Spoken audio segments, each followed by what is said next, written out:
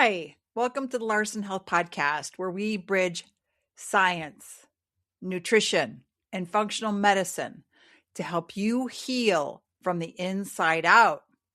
If you don't know me already, I'm Kim Larson. I'm a certified functional nutrition coach, as well as a Fast Like a Girl coach. And I'm founder of LarsonNutrition.com, where you can find all kinds of great recipes, healthy blogs about life in general and how to improve your health, as well as workout videos and cooking demonstrations. Check it out today, LarsonNutrition.com.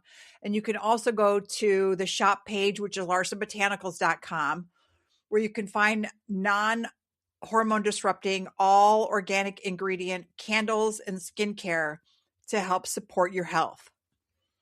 So before we dive in, I want to share something I'm deeply grateful for.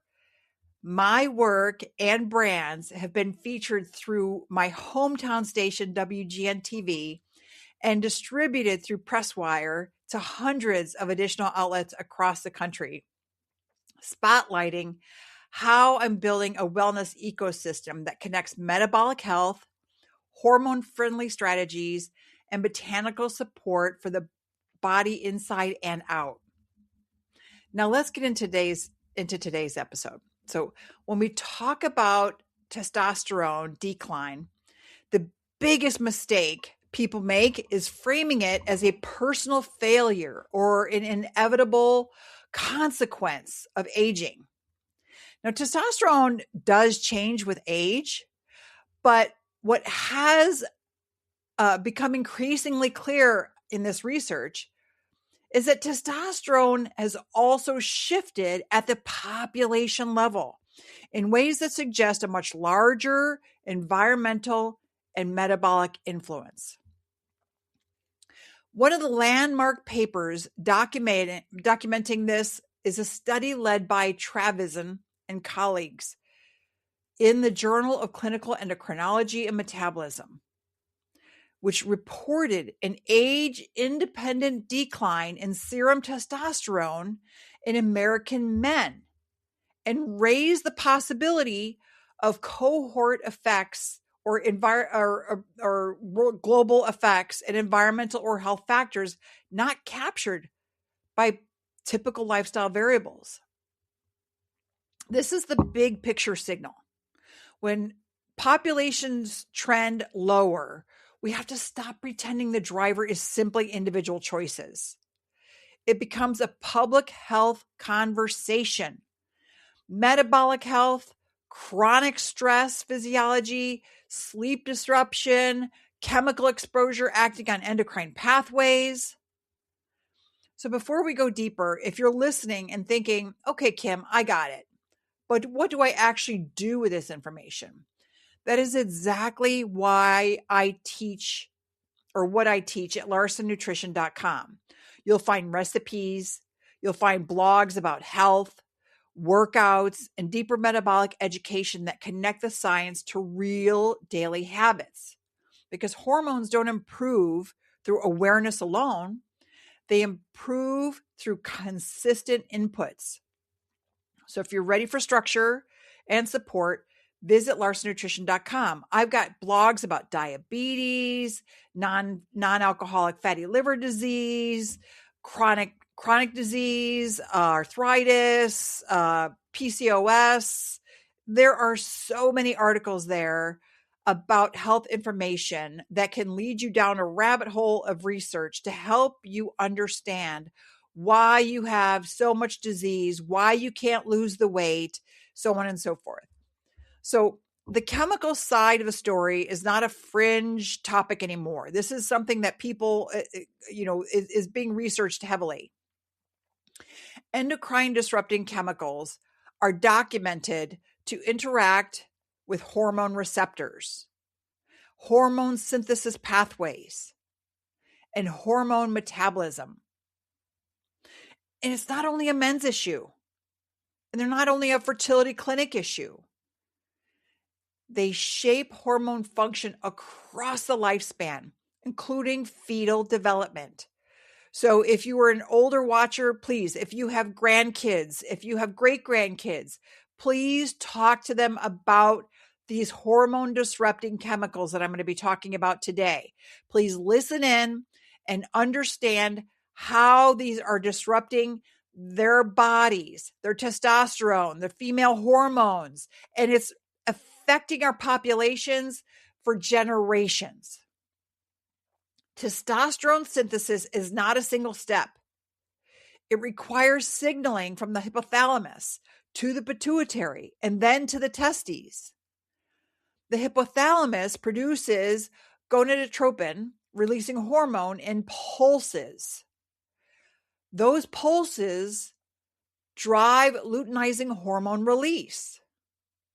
Now, luteinizing hormone signals Leydig cells in the testes to manufacture testosterone. And inside the Leydig cell, testosterone synthesis depends on mitochondria. Cholesterol must be transported into the mitochondria as a first step. And then steroidogenic enzymes convert it down the pathway into testosterone. And that process is very sensitive to inflammatory cytokines, oxidative stress, insulin resistance, micronutrient status, and chemical interference. Testosterone is a metabolic hormone as much as it is a reproductive hormone. So when we overlay metabolic exposures on that physiology, the decline begins to make sense.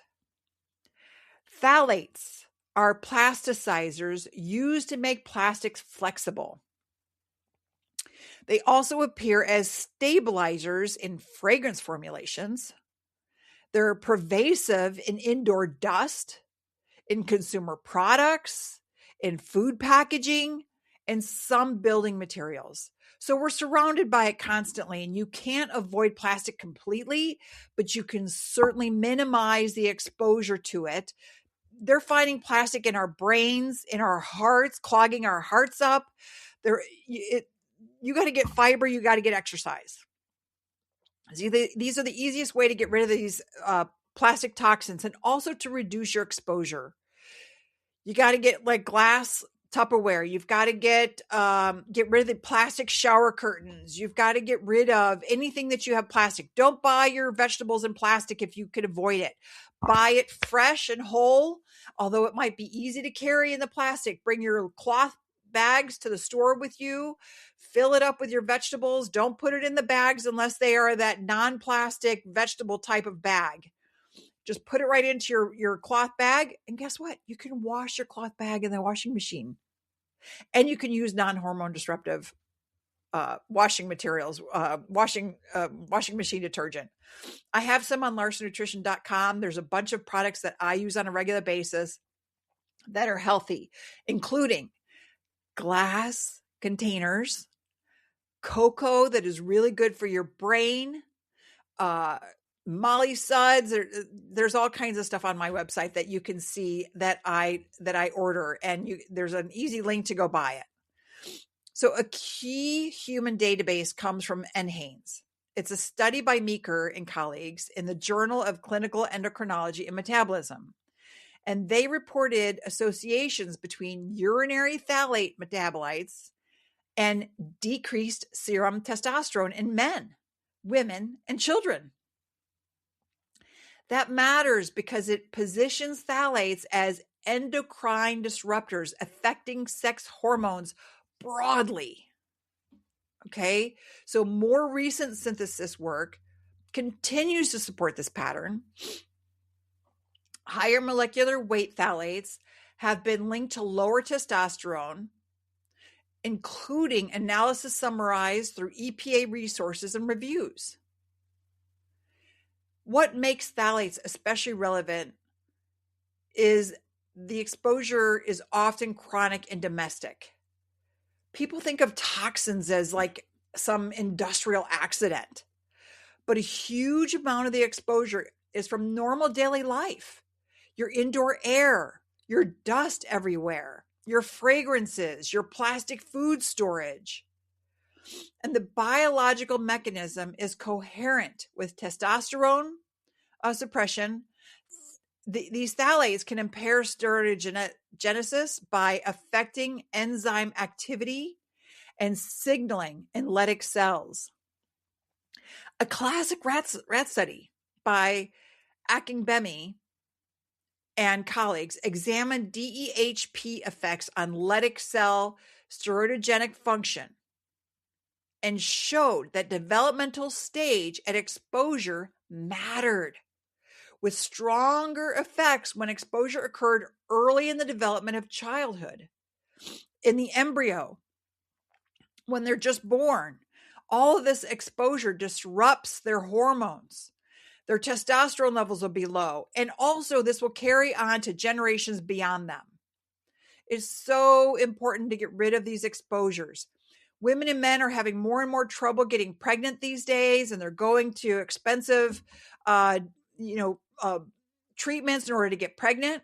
If you just clean up your environment, get rid of the plastics, stop eating the highly processed foods, use glass to store your food, don't microwave in plastic, get rid of the plastic liners, use clean soaps, laundry detergent, cleaning supplies in your home. There are so many videos out there about, using lemon and baking soda and vinegar to clean your home.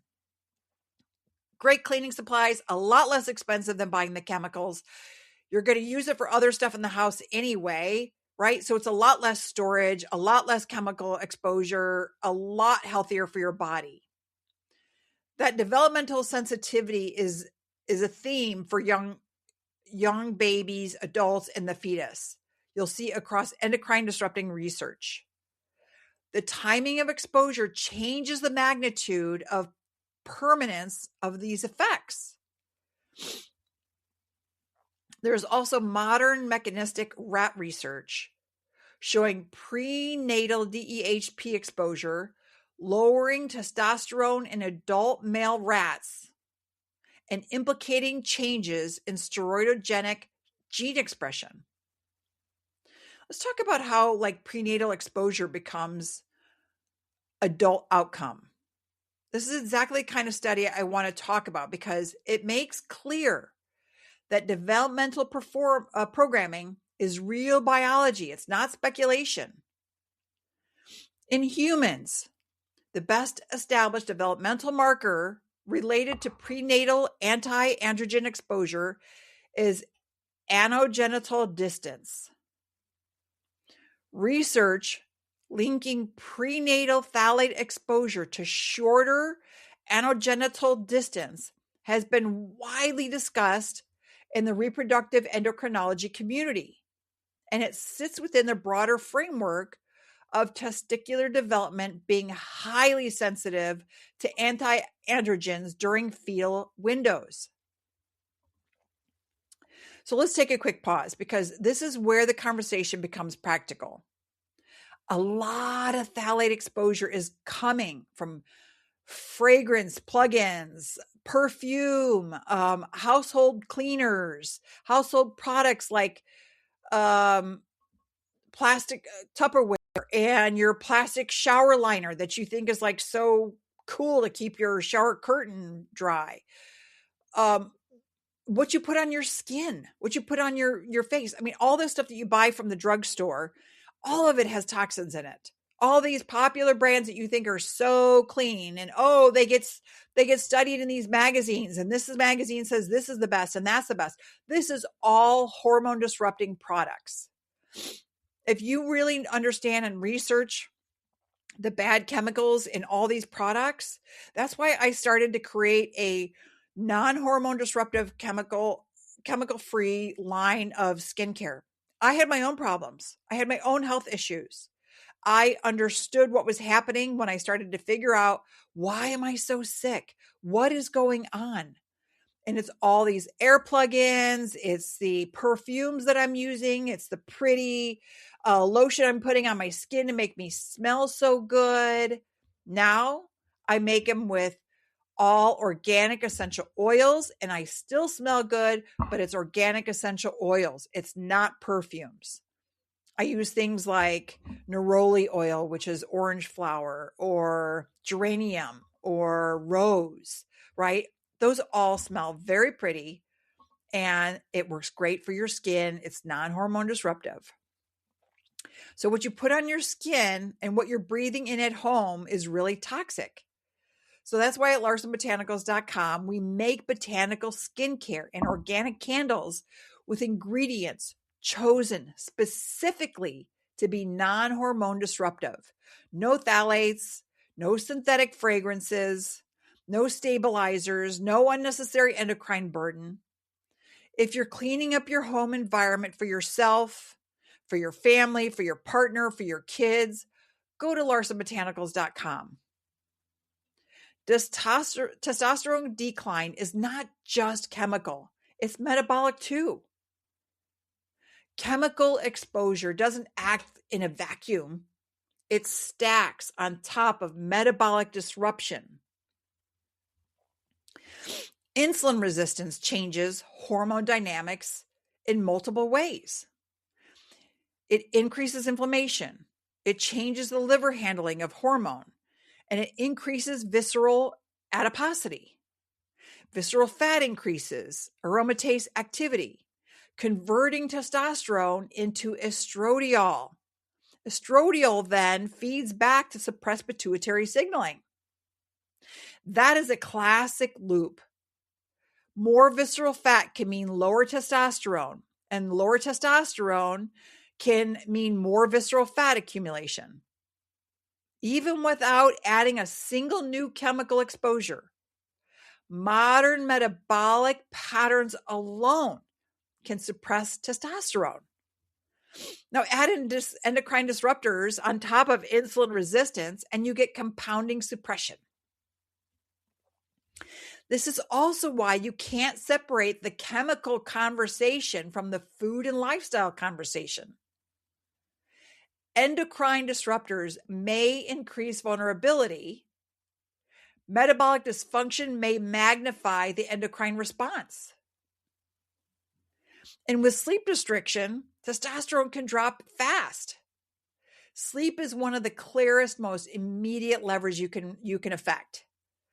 A controlled study in JAMA showed that restricting sleep to about 5 hours per night for just 1 week reduced daytime testosterone levels in healthy young men.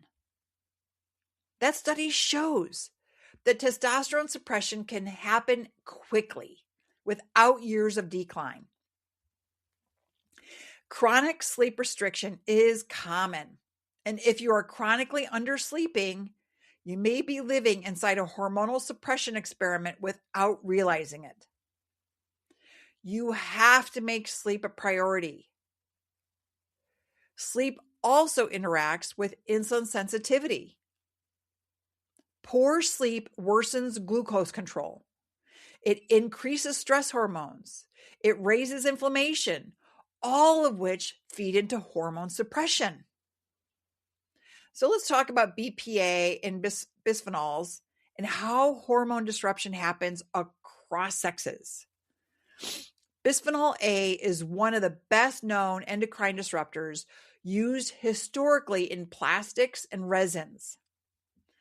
Even as BPA has been reduced in some products, related bisphenols have replaced it, and endocrine disruption remains a concern. Now, I can tell you that I have loved my plastic clothes. I love the stretchiness. They don't have to be ironed. They don't have to do any of that. I have on a cotton shirt under this plastic sweater, getting 100% cotton underwear, men and women, not the stuff with the stretchiness in them. I mean, cotton will still stretch, but I'm trying to slowly replace all of my plastic clothes with wool or cotton. So I'm just looking online, and as soon as I find a sale, or as soon as I find something on Facebook Marketplace or some other place that has used clothing, I will buy, as long as it has 100% cotton, 100% linen, 100% wool. Now, wool makes me very itchy, so I have to be careful about, I can wear it on my legs. I can wear it on my midsection, but I can't have it on my neck. So I have to wear a cotton underneath it or a linen underneath it, and then I can wear it. And I have to make sure I don't have like a collar up to here and I don't have on a turtleneck. So however you make that happen, like I remember years ago, one of my friend's sisters said she always wears cotton. And I didn't realize it then. I was like, oh, I don't want to iron all the time. I don't even send my stuff in the dry cleaning. I just clean it in my own house, my dryer, my washer, my dryer. And she was like, oh, I just love cotton. Boy, I wish I knew then about how good cotton is for us. And don't get the cotton that doesn't wrinkle, because that means it's sprayed with chemicals. Like when you get a pan that is seasoned, it's seasoned for nonstick. It is seasoned with chemicals. You can season it yourself. Don't get any pans that are seasoned. You put some coconut oil on there, or you put some avocado oil on there, throw it in the oven at 400 degrees, let it all bake in, turn on your exhaust fan. That is the way you season your pan, and use it on a regular basis. Don't scrub it with soap and water. Actually just use like a pan to scrub off all the resin and stuff. The food, I should say, not the resin, because there's no resin on there. But just to get off the big chunks. So a 2024 systemic review reported that BPA exposure disrupts reproductive hormones and may reduce sperm counts, emphasizing adverse effects on male reproduction. On the mechanistic side, rodent work has shown that BPA exposure decreasing luteinizing hormone and testosterone levels and influencing testicular mitochondrial pathways. So it's important to make the point that endocrine disruptors don't pick men or women. They interact with endocrine signaling broadly. BPA can act via estrogen receptors, androgen signaling modulation, and thyroid hormone related pathways.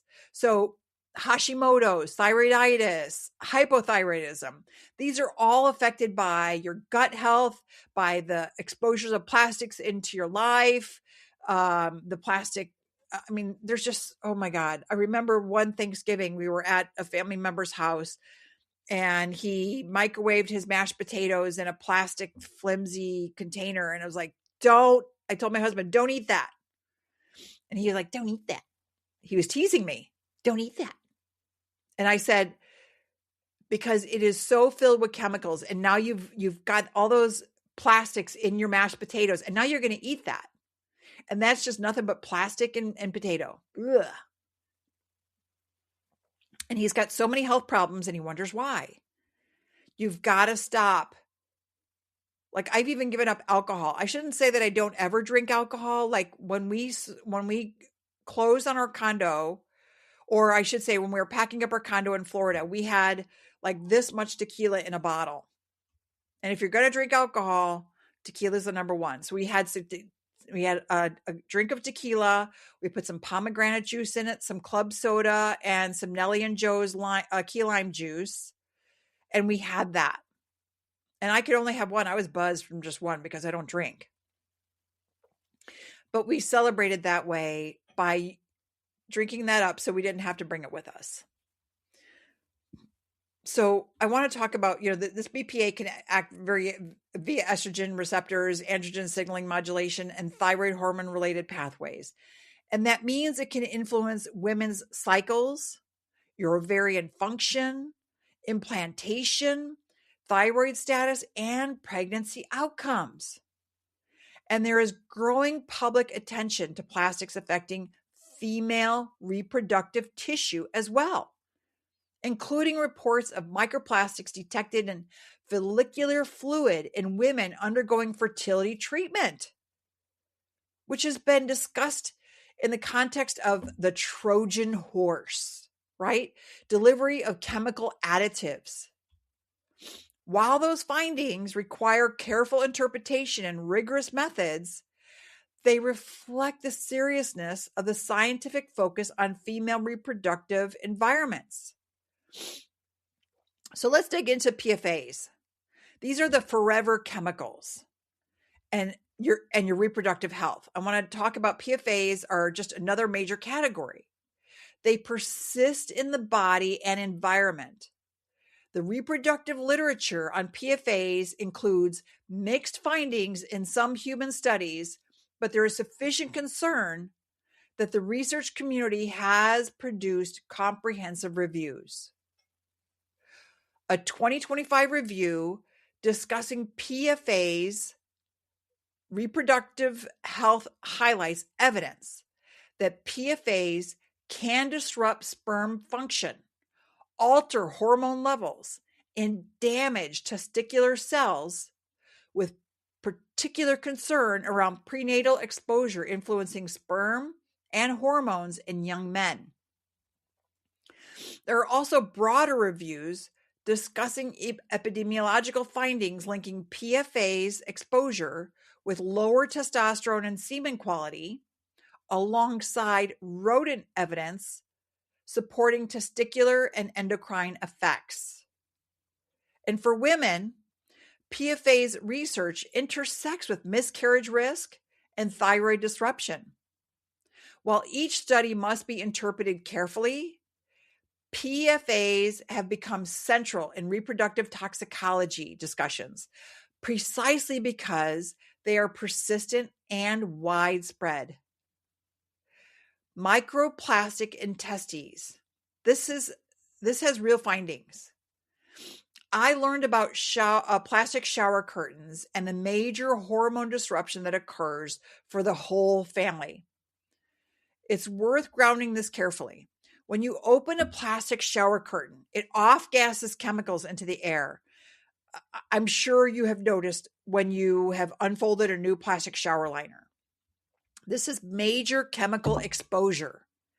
And every time you take a shower, that hot water releases more chemicals from the plastic shower liner. The chemicals are PFAS. They're forever chemicals. And until you get rid of that shower curtain, it will continue to affect your body and your hormones.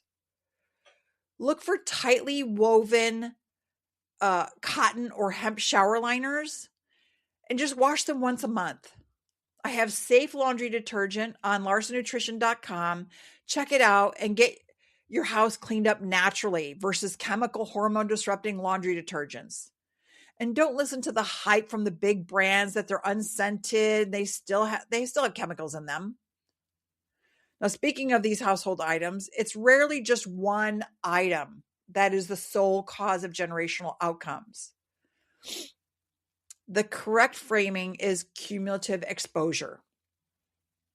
In 2024, a study in Toxicological Sciences reported microplastics detected in humans and canine testes and described polymer types and correlations observed with testes weight normalization.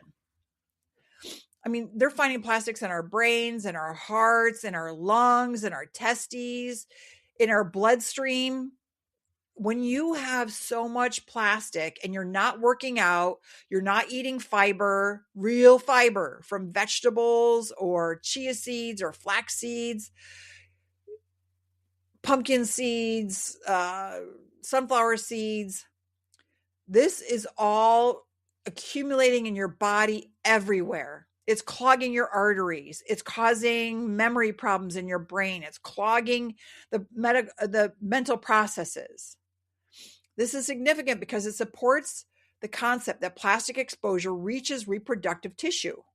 At the same time, the scientific community has also raised methodological concerns about microplastic measurement across the body and the risk of contamination and false positive in some studies.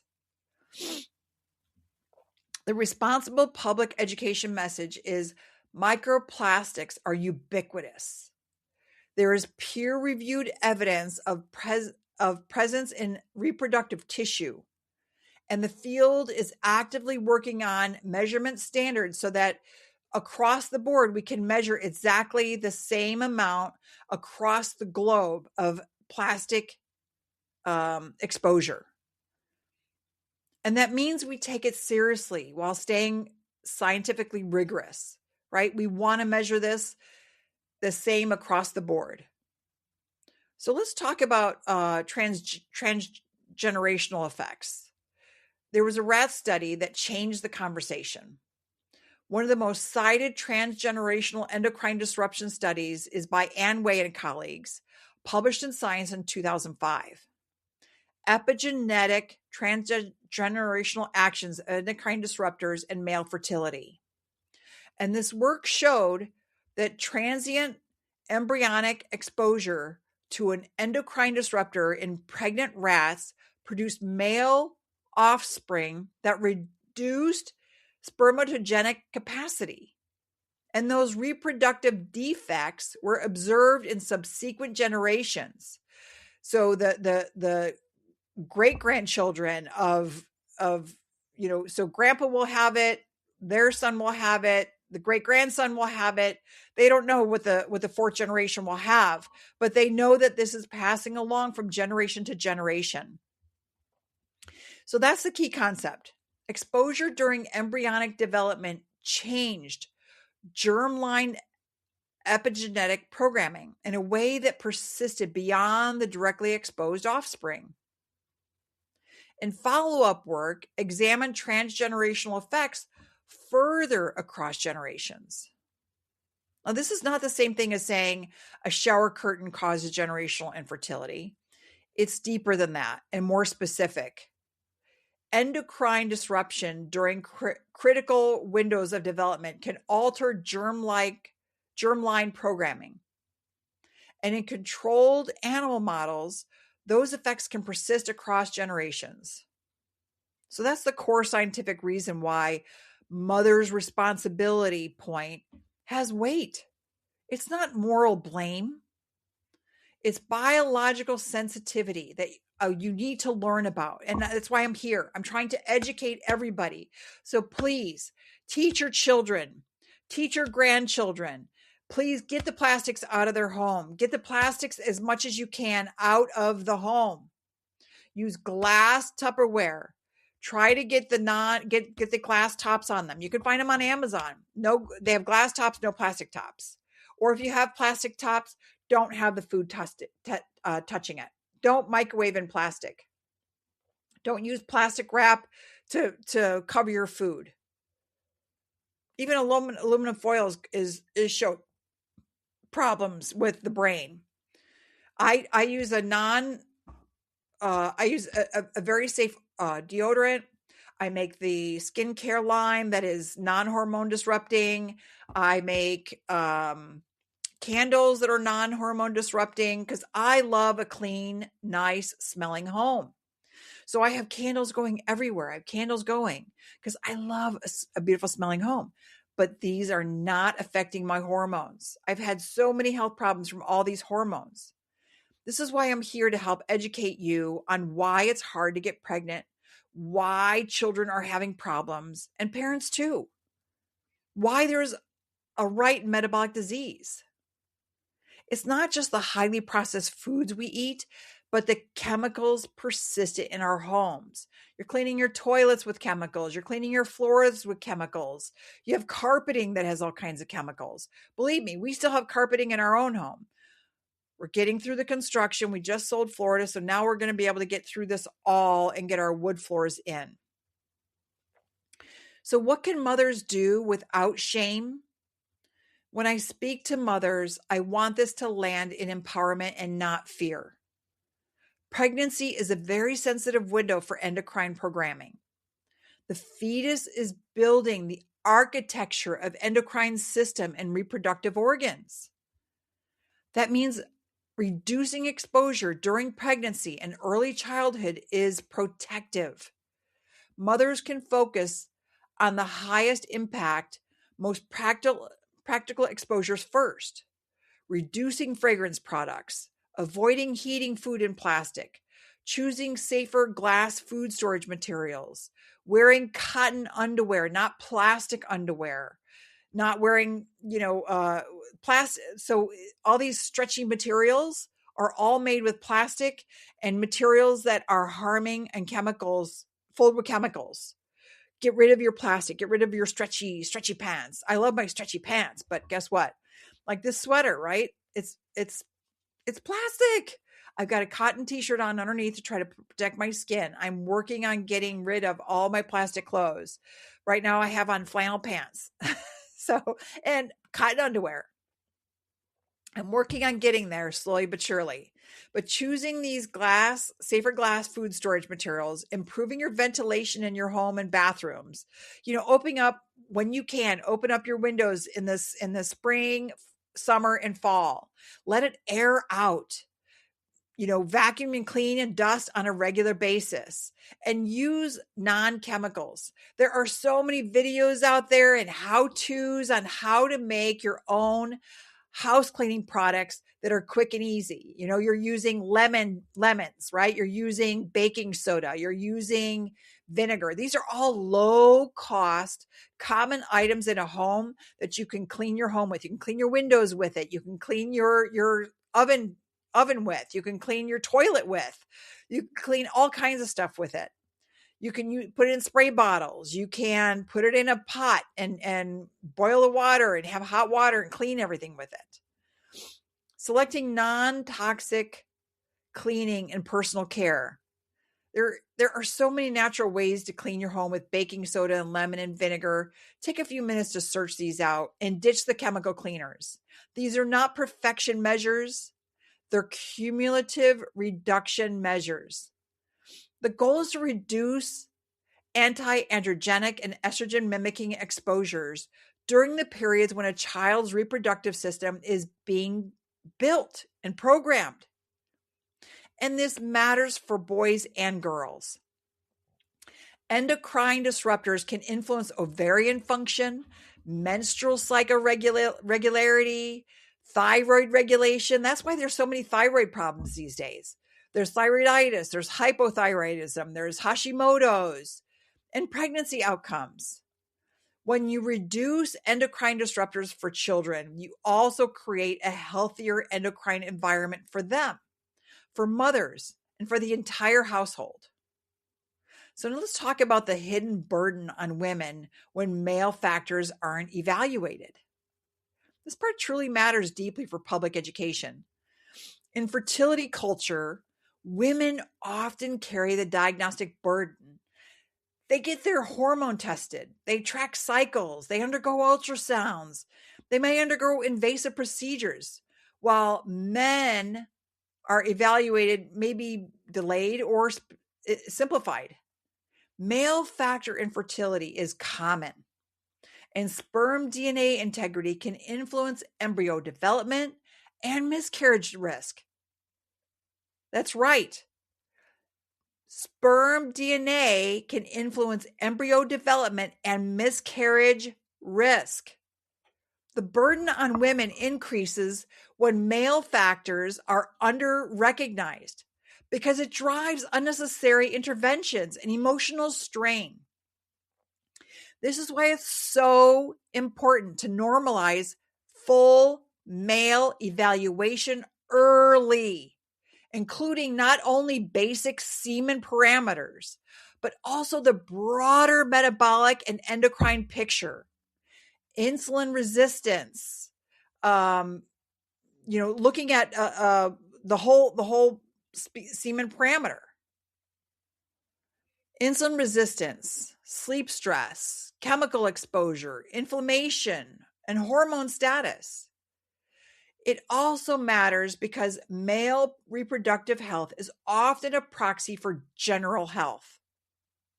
Low testosterone and poor sperm quality correlate with metabolic dysfunction, inflammation, and cardiovascular risk patterns.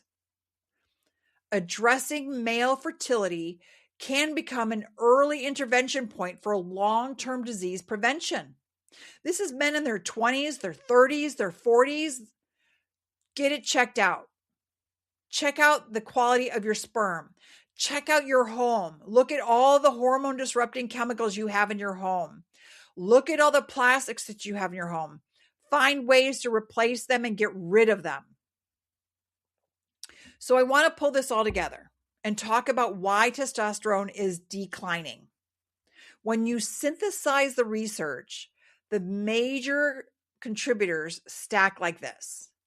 You have secular population level shifts in testosterone that suggest population effects. You have strong evidence linking endocrine disruptors like phthalates, PFAS to lower testosterone in humans. You have mechanistic animal studies showing developmental exposures, altering Leydig cell, steroidogenesis, and adult hormone outcomes. You have controlled sleep restriction, showing measurable testosterone decline quickly. You have bisphenol literature documenting reproductive hormone disruption and testicular effects in rodents and systemic reviews. You have PFAS literature raising concerns about hormone and semen impacts, especially with prenatal exposure.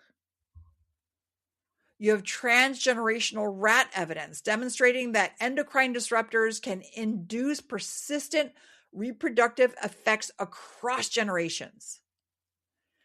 And you have emerging evidence that plastic particles reach reproductive tissues while the field debates measurement rigor and contamination controls.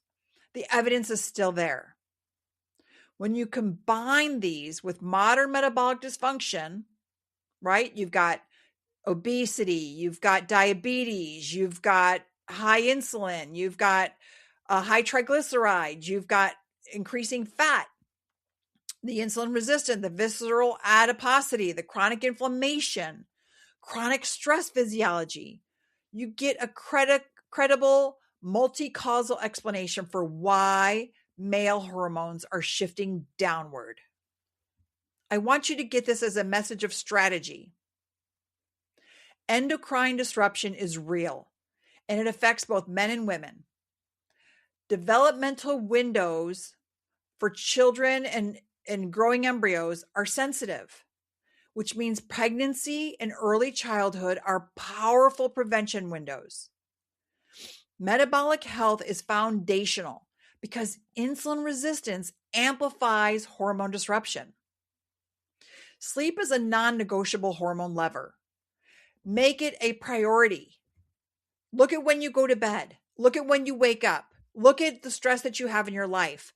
I try to start washing up for bed at 8:30, 9 o'clock, somewhere in that range. I turn off my phone. I'm not on my phone after 8 o'clock. So if you're trying to message me after 8 o'clock, you're not typically going to get a response. I'm going to get back to you the next day. I'm washing up for bed. Maybe I'm reading a book for a little while and I'm to bed. The lights are off at 9:30, maybe 10 o'clock on the weekends, but it's all within about a half hour. And I make sure that I protect my sleep. Now, is it perfect every time? No. Right? If you have newborns in the house, forget that you're going to have normal sleep unless your baby sleeps on a regular basis. But if you get rid of the chemicals and the hormone disruptors and feed them from your breast milk, these babies will sleep more easily. Sleep is a non-negotiable hormone lever.